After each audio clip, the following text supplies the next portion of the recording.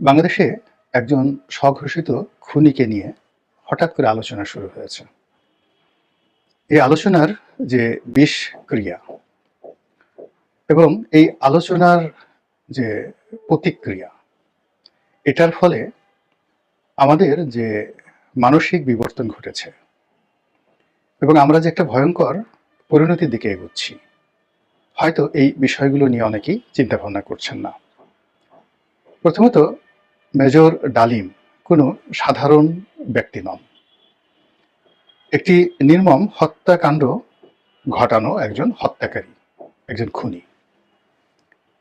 পৃথিবীতে কোনো কালে কোনো জমানাতেই কোনো খুনকে বৈধতা দেওয়া হয়নি। এমনকি সবচেয়ে মারাত্মক একজন অপরাধী, যিনি ১০০টি খুন করেছেন, ১০০০টি খুন করেছেন, তো সেই খুনিকেও খুন করার জন্য